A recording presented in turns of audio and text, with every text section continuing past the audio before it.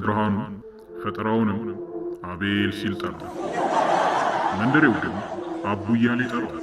ሳይንቲስቱ ይህን ፍንዳታ ከፈጠረው ጥቂት ዓመታት በኋላ እጅጉን ተጸጸተ። ከሰፈር እናቶች የሚወነጨፍበትን እርግማን እንደ ርማት እየወሰደ እንደ ማንኛውም ድሃ አዲስ አበቤ ሙድ እንጂ ውድ ነገር ሳይነካው ተወልዶ ያደገው ዛሬ ለአንድ ታላቅ ተልእኮ ልንሰጠው አስበናል። አታቀኝማ እንኳን አሁንና ድሮ ራሱ አልተላኩም። እሺ ይህን ያህል ነው።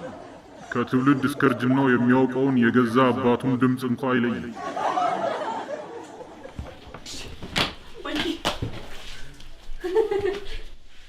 ማን ነው የሚወራው?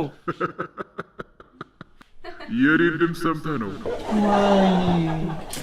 ጨለለ አቡ ጨለለ አቡ ጨለለ ጨለለ ራሱን ጣለ። ማን ነው የሚወራው ይለናል በዚህ ሰዓት? ራሱ አውሩኝ። ማነኝ ሸልክ? ምንድን ነው ያለኝ? ታሼ አሻሼ ሻሼ ኦኬ ሞክሼ ማለት ነው።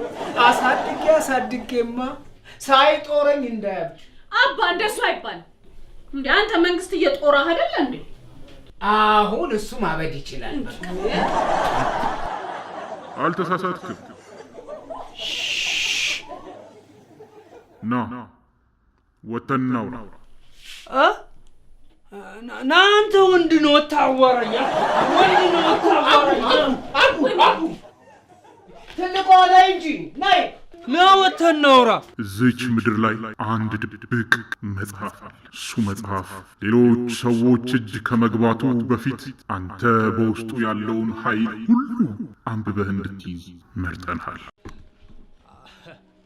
አንባቢ እንደሆንኩማ አውቃለሁ። ጣጣ የለውም ደሱ። ግን እንዴት አባዬን አልመረጣችሁት? የሚይዘው መጽሐፍ ለካ ፌክ ነው። ያንተ ተልእኮ ዓለምን ማዳንና ያንን መጽሐፍ ሌሎች እስኪያገኙ ድረስ ቤተሰብ ከመሳደድ አይተርፍም። እንደዛ ከሆነማ ብከፍልም አይቆጨኝም። እሺ ጣጣ የለውም። የት ነው ያለው? እና ተከተለኝ። በርታ አቡ በርታ አቡ በርታ። እኔም የሞልዌያው ሽታ በቅርቡ ያሳብደኛል። ዘግይቼ ነው እንጂ አልቀረውም አቡ፣ በቅርቡ እቀላቀልሃለሁ።